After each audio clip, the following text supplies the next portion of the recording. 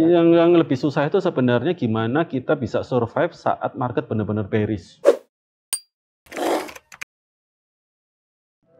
Halo Stockbitor, selamat datang di acara Stockbit Podcast. Jadi kali ini kita kedatangan suatu tamu istimewa gitu ya, namanya Pak Parahita atau yang dikenal dengan investasi jalanan gitu. Nah, selamat siang Pak Parahita. Selamat siang Pak Enrico.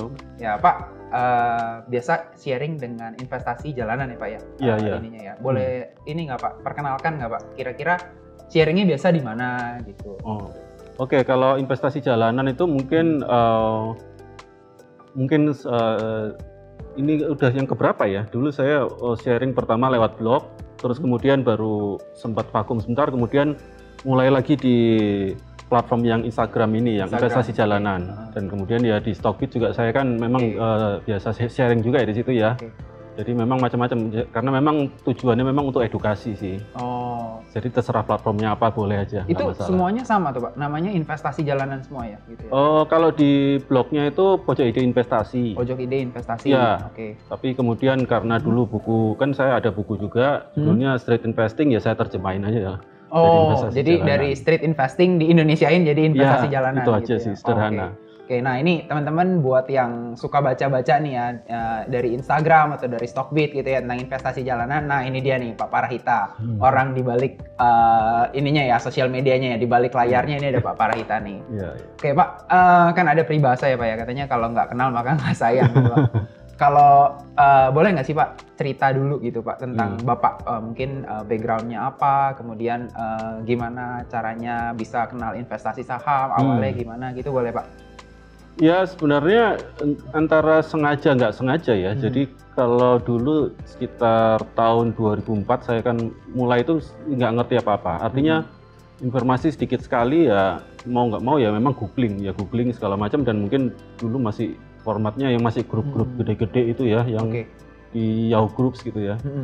Nah itu ya, seperti mailing list ya, di situ mulai kenal saham gitu ya. Saya baca-baca memang di Indonesia ada nggak sih? Oh ada ternyata ini, tapi masih dikit sekali ya. Artinya, jadi saya itu yang bikin saya, kenapa kok saya bikin konten tentang edukasi? Karena saya ngerasa memang kalau untuk jadi investor gitu, untuk di awal tuh memang nggak gampang gitu. Artinya banyak sekali noise, banyak sekali godaan-godaan macam-macam gitu ya, dan itu masih bingung, saya itu seharusnya pakai strategi apa sih untuk invest, apakah saya investasi atau trading atau segala macam.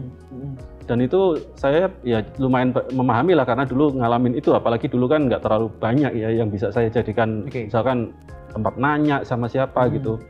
Ya inilah akhirnya jadi edukasi. Kenalnya awalnya dari mana Pak? Bisa baca-baca aja. Saham itu ada gitu kan? Nggak, mungkin Bapak backgroundnya apa? Finance Pak? Atau bukan, saya engineering dulu. Engineering? Sama, saya juga engineering. Kalau gitu tahu saham pertama kali eksis itu gimana Pak? Mungkin ceritanya yang agak itu, saya memang baca-baca, cuman dulu itu saya sempat kuliah lagi kan, memang sempat kuliah, dan itu memang kuliahnya manajemen finance. Jadi waktu itu sempat sama teman-teman, waktu itu ada salah satu sekuritas gitu datang, mau ini nggak bikin account? Wah kalau duit itu nggak ada lah, kita masih awal-awal kan, dulu kan gede banget ya, zaman dulu ya. Awalnya, betul. Tapi ini bisa, ini sampai 10 orang, jadi bisa barengan nanti patungan. Patungan. Kita akhirnya ngumpul 10 orang, 10 orang jadi patungan, jadi satu account. Nah itu di situ kita, apa itu sekalian buat kayak klub investasi ya istilahnya. Kan itu teman kuliah semua itu, jadi akhirnya kita ya habis kuliah lah, kita ngumpul-ngumpul kadang-kadang untuk bahas ini apa sih sahamnya, kayak gimana sih, ini menarik nggak. Jadi mungkin 2 minggu sekali, nggak sering-sering sih, karena kuliahnya juga sibuk kan. Ya itu terus sampai akhirnya setelah 2 tahun ya akhirnya udah sibuk sendiri-sendiri, udah lulus kuliah, ya udahlah akhirnya kita bubarin, tapi saya jalan sendiri akhirnya, tapi udah ada pengalaman lah paling enggak.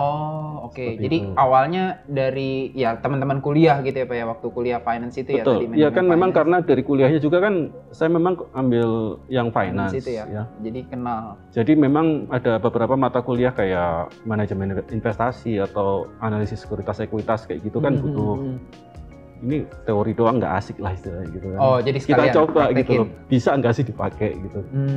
Meskipun ternyata banyak yang nggak bisa. Terus waktu bubar tuh Pak, waktu bubar itu kan ya berarti kalau bubar, I assume itu udah nggak ngikutin saham lagi kan? Tapi kan Bapak tadi cerita Bapak masih jalan sendiri ngikutin gitu ya? Ada beberapa teman yang masih, ada yang enggak. Kalau saya masih jalan. Gitu yang memutuskan kenapa masih terus jalan, kenapa tuh Pak? Waktu ya udah karena memang pengen investasi juga sih mereka.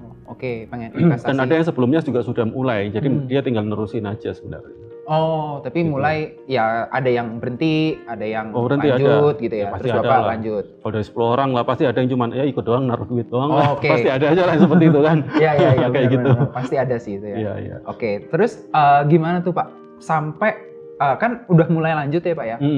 Yang saya alamin sih ini ya Pak ya, waktu pertama kali kenal saham, karena saya juga basicnya engineering, terus banyak noise kayak yang Bapak tadi cerita gitu kan. Kan bingung nih, mau trading kayak atau mau technical analysis, bantermologi kan banyak deh Pak ya ilmu ya. Terus gimana bisa ketemu gaya investasi yang ya investasi jalanan ini yang Bapak terapin sekarang? Ya jelas kalau bingung pasti bingung karena memang awal itu semua kan ada ya, ini orang kok macam-macam ya, dia apalagi kalau di forum gede gitu kan ini ngomong konteksnya apa sih, tiba-tiba dia ngomong, tahu-tahu ada yang ngomong chart, tahu-tahu ada yang ngomong tentang revenue segala macam yang saya nggak paham gitu kan, tiba-tiba ada yang ngomong bandarmologi segala macam, ini ada net flow gitu, apaan sih gitu mikir kan, artinya ya terus itu yang saya paham itu kenapa kalau teman-teman sekarang mungkin repot juga, dulu pun repot itu, artinya saya segala macam dicampur jadi artinya semua dipakai gitu, semua saya pelajari, semua saya pakai, terus kemudian titik baliknya mungkin di tahun ya waktu krisis global itu tahun 2008. Yes. 2008 waktu itu kan hancur semua. Cuman ada something yang menarik buat saya waktu itu, kenapa saya pikir ini kok pertama saya waktu technical itu saya pikir bukan karena apa, saya karena nggak cocok aja karena saya sendiri saya nggak cocok lah pakai technical TA gitu ya. Meskipun dulu belajar tapi kok lebih menarik kita belajar bisnisnya. Terus itu kan harga saham jatuh semua 2008, jatuh ekstrim lah. Tapi yang menarik karena saya kan belajar laporan keuangan juga kan, laporan keuangannya sebenarnya nggak ada problem yang kenapa gede. sahamnya jatuh gitu ya? Yes, ini cuma sentimen, artinya di sini artinya mau cari valuasi segala macam itu murah sampai nggak percaya sendiri gitu loh. Kok semuanya murah?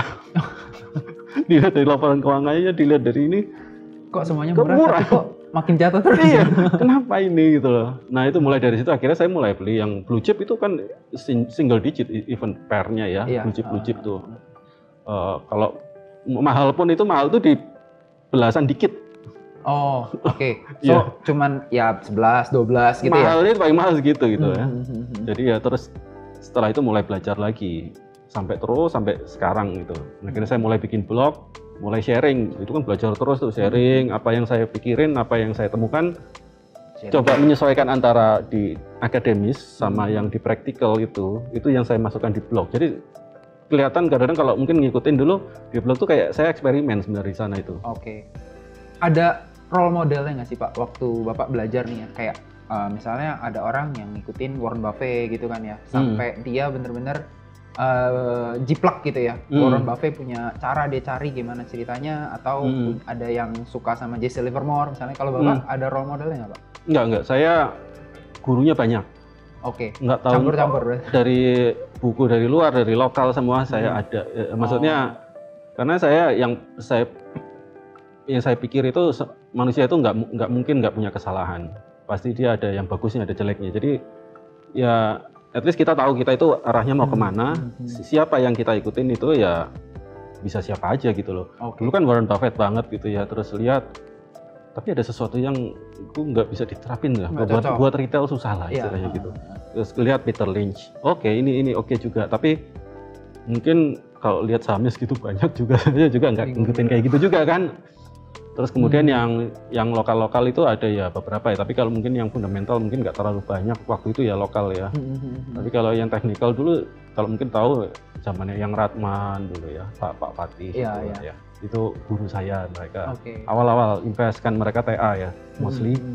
Waktu masih pakai TA nih berarti ya Pak ya? Ya. Sekarang udah ditinggalkan atau masih suka pakai Pak? Enggak, sudah. Udah nggak pakai? Enggak, karena memang ya udah biasa nggak pakai gitu. Iya. Kan kalau udah pakai fundamental, ngitungnya udah margin of safety gitu-gitu ya. Udah nggak ngelihat TA ya. Iya, jadi enggak. Oke. Oke Pak, mungkin mau ngulik-ngulik sedikit nih Pak. Tadi kan Bapak udah cerita tentang pengalaman pertama gitu ya Pak ya, terus kenalnya gimana, terus udah cerita juga kalau Bapak belajarnya dari macam-macam, terus digabung gitu kan ya, jadi yang namanya investasi jalanan. Kalau ini Bapak, sepengalaman Bapak, bedanya apa sih Pak antara fundamental analysis dari investasi jalanan ini dengan fundamental analysis yang pada biasanya gitu Pak, yang pada umumnya gitu? Oke, kalau kita ngomong secara akademis ya, kalau kita ngomong itu kan, kalau mungkin itu kan ada something yang kayak IMH ya, efficient market hypothesis kayak gitu. Itu kalau di akademis kan, pokoknya market itu efisien lah pasti, itu udah jelas. Ada yang aneh, bukan Anda kayak aneh, saya nggak serk gitu loh. Kalau untuk praktikal agak susah gitu ya. Karena nggak selalu rasional kenyataannya di market. Iya betul. Ya kan, pasti orang itu kan, bisa gini, itu kan asumsi misalkan lo value saham itu 1.000 gitu. Memang semua orang memvalue perusahaan itu, enggak juga, kadang-kadang belinya cuman gara-gara dengar dari orang. Iya. Gimana bisa rasional gitu, nggak ada itu rasional. Kalau semuanya beli nggak ada yang jual, nggak naik juga tuh Pak harganya. Itu jadi. Ya, jadi memang kalau dari fundamental tuh yang menariknya karena memang apa ya, saya kenapa investasi jalan beda itu karena saya coba menggabungkan antara yang akademis itu dengan yang saya hadapi di lapangan. Oke, dengan kenyataan yang udah dilalui, by experience berarti ya Pak? By experience, karena ada orang yang memang benar-benar dia di lapangan banget, yang langsung saham itu, yang dia meskipun fundamental tapi dia itu benar-benar yang ngerti dari operasionalnya, langsung detailin. Cuman kadang-kadang dari backup dari background akademiknya mungkin dia nggak terlalu ya banyak. Nah itu yang saya coba gabungin sebenarnya. Terutama kalau untuk pengen lihat gambaran besar. Market itu misalkan saya dulu tuh sempat sampai ngumpulin data itu lumayan gede gitu ya. Artinya untuk satu company nih Pak maksudnya? Bukan, data untuk seluruh perusahaan di bursa efek. Misalkan saya pengen lihat, lu kalau di rata-rata DER-nya itu berapa sih seluruh perusahaan? ROI-nya berapa sih gitu. Ya itu kalau orang di praktikal mungkin nggak akan melakukan seperti itu, cuman karena saya saking isengnya saya melakukan itu meskipun jarang saya pernah nulis hal itu, tapi jadi saya tahu misalkan ini kira-kira loh ini kenapa tiba-tiba DER-nya secara overall agregat itu naik semua gitu ya. Ya waktu itu kan yang paling kelihatan waktu tahun 2012 atau 2013. Jadi after krisis global itu kan ada QE, dana kan masuk itu banyak tuh, deras banget ke Indonesia. Dan itu memang ekonomi jalan, dan itu memang memicu, jadi itu hipotesis saya ya, itu memicu pengusaha itu pada ini lebih agresif untuk ekspansi, termasuk utang juga. Dan saya lihat, tapi masalahnya waktu itu saya lihat DER naik, tapi kenapa kok revenue growth-nya melambat? Wah ini bahaya nih, tanda-tanda. Bukan bahaya, jadi itu saya pertama kali, loh ini ada gunanya ternyata saya pakai kayak gini gitu. Ya udah, akhirnya saya mulai pelan-pelan mungkin ngurangin posisi yang agak beresiko gitu ya dari situ. Kurangin yang debt to equity-nya naik dan tinggi gitu. Kemudian kan kita lihat setelah itu kan memang benar kan, memang melambat banget, properti turun langsung kan. Ya kan properti sejak tahun berapa itu, yang dari orang rebutan kemudian dia jadi lambat banget, ya itulah. Oke. Jadi lebih gabungin gitu ya? Itu salah satunya, itu yang saya lakukan kadang-kadang. Kalau lengkapnya bisa baca di mana nih Pak? Blog Bapak? Di blog saya ada, tapi yang lama-lama ya, karena saya kalau sekarang memang lebih ke edukasi karena banyak yang investor baru, saya mungkin ke teman-teman yang masih baru masuk. Kalau dulu itu mungkin segala macam apa yang ada di pikiran saya langsung masukin situ. Oke. Ada itu di blog. Nah itu di Stockbit juga bisa baca-baca ya Pak ya? Nanti saya coba masukkan lah ke yang lama. Oke. Kalau masih up to date moga-moga. Ya teman-teman, jadi bisa baca juga nih di Stockbit juga Pak Parahita nih sharing nih di investasi jalanan ya. Oke, Pak. Terus mungkin kalau teman-teman di sini nih ada beberapa yang belum tahu nih Pak, kalau Bapak kan sekarang udah jadi full time investor ya Pak ya. Oke. Jadi boleh nggak Pak cerita perjalanan karirnya nih Pak dari ya Bapak pertama kali kerja, terus kan tadi udah cerita tentang kenal saham ya di 2004 gitu. Terus sepanjang 18 tahun ya Pak ya, berarti sampai tahun ini, terus memutuskan untuk jadi full time investor di tahun berapa, terus kenapa Pak bisa yakin nih gitu kan, karena banyak orang yang nggak yakin gitu ya, walaupun udah punya cash flow kayaknya harus tetap kerja nih supaya cash flow-nya tetap ada nih. Kenapa Bapak bisa bisa firm, yakin gitu Pak kalau Bapak itu selalu memang selalu kepikiran jujur aja. Jadi memang karena memang saya dari awal itu ya kerja terus gitu ya, artinya. Tapi setelah lama-lama mikir, sebenarnya kalau memang gaya hidup itu kita sendiri yang nentukan gitu artinya. Oke. Ya. Artinya kita ya kalau memang mau ngejar kita sampai gaya hidup sampai tinggi banget ya bisa aja kita di karir segala macam. Tapi saya pikir saya cukup lah gini. Artinya saya mungkin lebih fokus ke investasinya. Artinya kita, mungkin nunggu berkembang seperti itu ya. Tapi at least kalau untuk hidup itu masih bisa lah. Artinya nggak ngejar yang tinggi-tinggi banget gitulah. Itu aja sebenarnya dari ekspektasi kita. Awalnya managing ekspektasi karyawan kita. Atau saya karyawan dulu. Karyawan. Iya. Karyawan di salah satu perusahaan gitu ya Pak Iya. ya. Udah berapa lama Pak kalau boleh tahu karyawan itu? Saya 19 tahun. 19 tahun jadi karyawan dan tahun berapa Pak mutusin jadi full time? Baru aja. Baru aja. Beberapa bulan ini. Berarti setelah 19 tahun Iya. jadi karyawan dan juga investor berarti ya Pak ya. Iya, Kan iya. ini karyawan dan investor terus memutuskan beberapa lama sebelum ini buat jadi full time investor karena ya maintain gaya hidup, terus udah itu juga ya yakin lah ya dengan ini bisa berkembang ke depannya gitu ya Pak ya.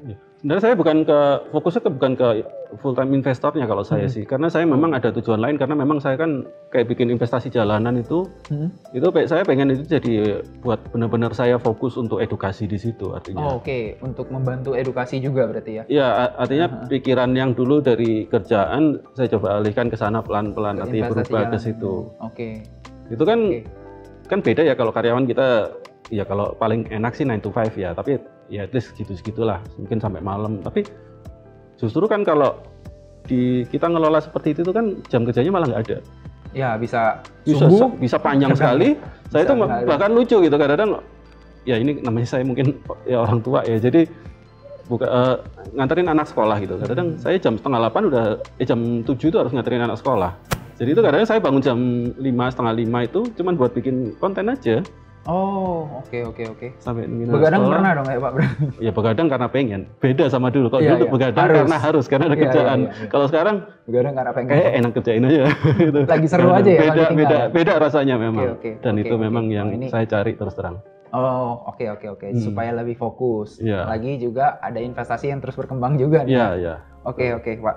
Nah, terus Pak, ada saran nggak sih Pak buat kayak teman-teman di luar? Saya juga termasuk gitu Pak ya. Kalau pengen jadi full time investor, terus juga ya kayak Bapak lah gini, kira-kira apa nih Pak yang harus dilakukan? Misalnya mesti irit-irit lah atau investasi atau gimana gitu, ada nggak Pak? Oh, yang jelas kalau saya sih menyarankan memang sebaiknya kita udah harus kuat dulu cash flow-nya yang jelas.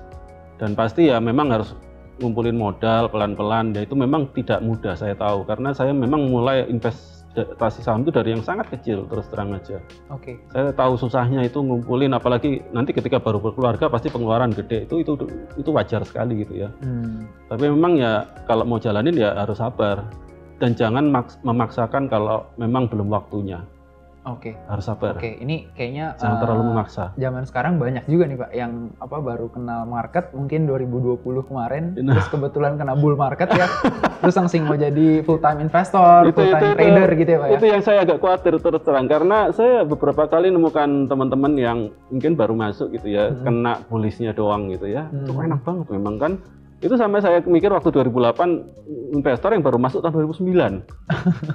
Itu sampai saya bilang, lu kayaknya kok ruwet banget sih invest saham, gua aja bisa untung banget. Iya, lu masuk 2009. Jadi begitu dia udah mulai masuk yang 2012 itu udah mulai pusing dia. Iya. Setuju.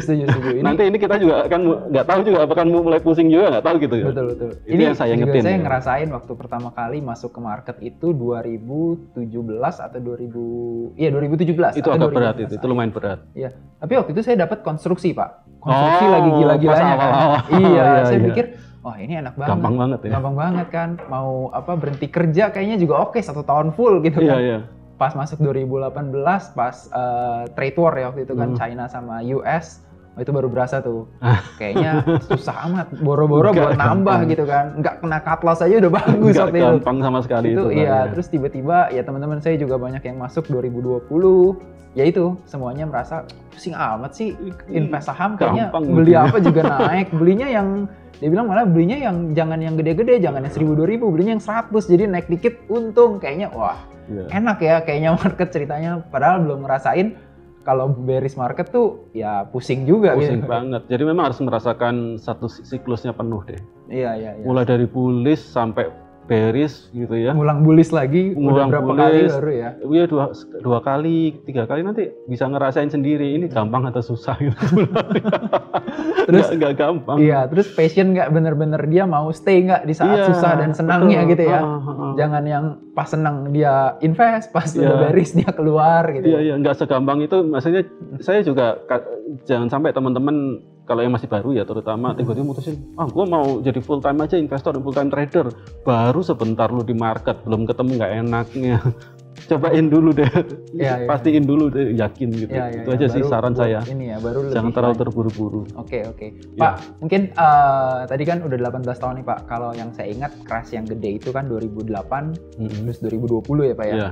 Ya ada crash kecil kayak 2015 ya, mini crash ya Pak. 2015. Itu pasti ya perjalanannya nggak mulus terus dong ya Pak ya. Kira-kira boleh nggak Pak sharing nih, yang paling bikin pusing gitu Pak, itu ada nggak pengalaman Bapak yang paling bikin pusing gitu? Saya 2008 itu kan terus terang waktu itu masih campur-campur ya metodenya, artinya masih agak ya masih baru mulai, ya nggak terlalu baru juga tapi belum lama juga, jadi saya sangat sakit itu, memusingkan itu kalau lagi crash gitu ternyata memang butuh ketenangan. Jadi saya saking sempat panik gitu ya, saya kemudian waktu itu ada satu saham blue chip itu bagus, nggak ada apa-apa, tiba-tiba pagi-pagi itu turun dia sampai hampir 20% nggak masalah. Saya jual setengah jam balik normal. Itu sangat menyebalkan sekali. Itu pelajaran mahal juga buat saya akhirnya. Jadi itu untung waktu itu masih lumayan nggak terlalu besar lah dananya. Masih belum segitu. Jadi setelah itu jangan terlalu panik. Market sejelek apapun, lagi crash apapun, jangan ambil keputusan pada saat itu pokoknya. Harus berpikir jernih ya. Nah ya kalau saya bayangin turun 20% jual, taunya naik. Balik lagi itu. Enak juga sih ya. Enak juga ya. Saya pernah tapi nggak nyampe 20 sih Pak. Saya pernah waktu itu minus 10%. Waktu ini masih sebelum 2020. 10% aja udah enak banget. Apalagi 20% ya. Iya itu. Aduh nggak enak banget itu.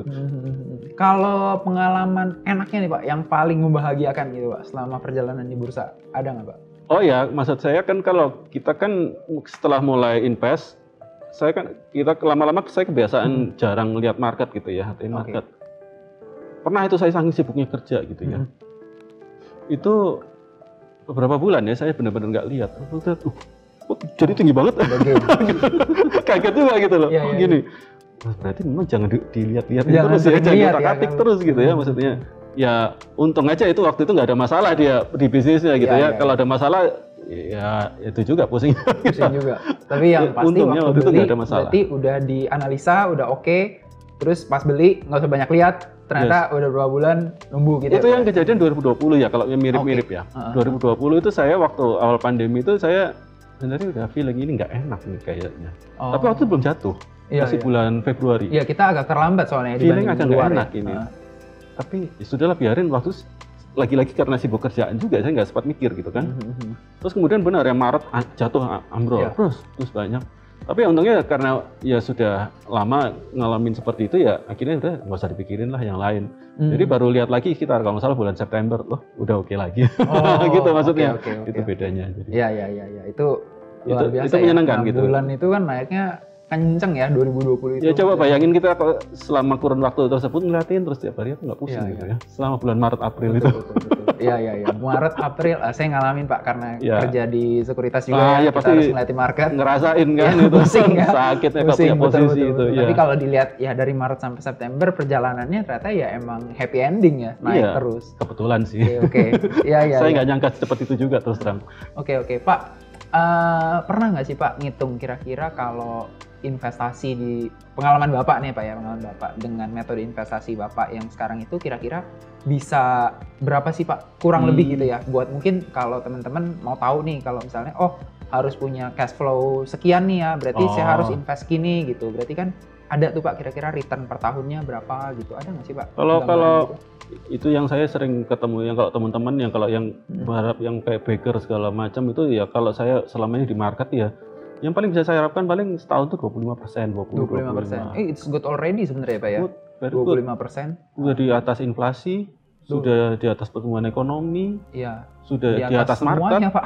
Iya kan, artinya obligasi. Tapi kalau sekarang kan nggak mau banyak kayak gitu ya, cuma segitu doang ngapain di saham gitu kan, kadang kayak gitu. Padahal it's okay. Tapi itu long term loh. Saya itu 18 tahun itu. Saya annually gitu. 18 tahun 25% sebenarnya it's good sih Pak. Yeah. Very good bahkan ya kalau boleh dibilang. Karena itu udah ngalamin turun naik itu. Iya betul. Ya, itu. Dengan segala naik turunnya market ya, 25% sebenarnya bagus sih buat investor gitu ya. Yeah. Ini mungkin juga jadi pembelajaran buat teman-teman nih Pak ya. Kalau seandainya investasi saham itu kita bukannya cuman ngincer return maksimal gitu ya Pak ya, yang beggar terus gitu ya. Tapi ya kita ngincer return yang optimum dengan gaya yang sesuai gitu ya sama kita ya Pak ya. Yang lebih susah itu sebenarnya gimana kita bisa survive saat market benar-benar bearish. Itu yang lebih penting. Itu yang penting. Karena sekali kita udah wipe out, sudah selesai kan, habis modal kita artinya. Betul. Itu gimana caranya bisa survive itu mesti dipikirin dulu di awal sebelum mikir untungnya kalau saya. Setelah ngalamin sekian panjang ini ya. Gitu. Kalau based on experience Bapak ketika market bearish gitu ya, crash misalnya, itu apa yang Bapak lakukan? Apakah Bapak cash out sebagian atau cash out semuanya, atau Bapak kalau kayak 2020 kan Bapak merasa udah agak ngenak nih gitu kan? Itu ada cash out sebagian atau cash out semua, atau malah waktu down itu nambah lagi atau gimana Pak biasanya? Saya biasa punya dry powder, jadi memang biasain punya cash itu antara 15-20% lah buat backup gitu ya. Tapi kadang-kadang memang ada, kan sahamnya itu kan macam-macam, ada yang saham yang benar-benar saya kalau orang bilang wonderful bisnis gitu ya. Dia itu artinya meskipun mau bearish, mau bullish, seharusnya dia nggak terlalu kena impact. Tapi memang dia nggak akan spektakuler yang bisa naik tinggi banget. Saya mostly perusahaan seperti itu yang di dalam portofolio. Yang core stock-nya itu ya berarti ya? Yes, mungkin ya kayak core stock. Tapi ada juga beberapa persen yang saya sisihin mungkin kayak turnaround, cyclical, saya kasih di situ kan porsinya itu yang mungkin saya nggak berharap saya megang bisa lama banget lah, karena kalau turnaround begitu dia udah bener turnaround ya biasanya saya lepas gitu. Alpha seekingnya di situ. Biasa pegang berapa Pak kalau satu portofolio biasanya? Biasanya berapa saham gitu diversifikasinya? Bisa sampai 10 sih maksimum. 10 maksimum. Yeah. Berarti ketika ada yang turnaround yang udah berhasil bener-bener turnaround, jual baru ganti lagi gitu. Tapi kadang-kadang ada juga yang bisa sampai lebih dari 10, tapi biasanya saya cuma buat kayak apa ya? Buat mantau aja, saya beli dikit-dikit. Titip sendal lah ya. Jadi pengen lihat aja sih dia kayak gimana sih biar nggak lupa gitu loh kalau kita ngeliatin ini. Iya, gitu ada yang menarik sebenarnya tapi belum jelas gitu. Oke. Tapi biasa nggak jauh-jauh dari angka 10 ya secara average holdingnya ya. Jadi kalau banyak orang yang mungkin cuma dikit ya. Even saya sempat kasih nanya-nanya teman-teman, ada yang rata-rata under 5 gitu ya. Oke, tapi saya nggak seberani itu. Karena saya sudah mengalami market yang benar-benar hancur itu, nggak berani saya sedikit itu. Itu kayak ada trauma juga sih seperti itu. Oke. Dari psikologisnya juga ya berarti ya. Oke Pak, ini ngobrolnya lumayan, ternyata udah lumayan lama nih Pak. Gitu ya. Thank you Pak udah sharing-sharing nih Pak. Iya. Mungkin saya pengen nanya tips Pak buat teman-teman nih di luar sana yang pengen jadi investor nih ya. Terus supaya bisa kayak Bapak gitu nih ya. Apa Pak? Ada nggak Pak tipsnya buat mereka? Yang pertama, ya saya juga investor retail masih, jadi jangan kayak saya lah. Jadilah diri sendiri ya. Oke Pak. Artinya coba cari strategi filosofi investasi yang paling cocok buat diri sendiri. Setiap orang beda-beda. Saya nggak terlalu fanatik ya fundamental harus, karena saya memang suka fundamental. Tapi kalau memang trading atau apa yang lain terserah. Tapi yang pasti jadilah yang paham banget di situ, yang expert di situ. Mengenal diri sendiri, itu yang paling penting. Itu yang paling penting lah ya, supaya bisa survive di market gitu ya. Apalagi ya stabil, punya penghasilan stabil di market gitu ya. Oke Pak. Wah, thank you nih Pak buat sharing-sharing hari ini. Nah, itu dia teman-teman, tadi kita udah ngobrol nih sama Pak Parahita dari ini ya, investasi jalanan, account sharingnya. Teman-teman bisa follow juga di Instagram, di Stockbit. terus juga ada blognya juga gitu ya. Nah teman-teman silahkan di follow. Terus kalau mau ngobrol-ngobrol boleh Pak di DM boleh, gitu ya. Boleh. Silakan Ya, itu dia. Silakan teman-teman semua. Oke, thank you teman-teman buat yang udah nonton. Thank you juga buat Pak Parahita yang udah nyempetin Pak Riko, waktunya. terima kasih sama-sama. Gitu. Oke, sampai di sini dulu teman-teman. Kita ketemu lagi di podcast selanjutnya ya. See you teman-teman. Oke, see you.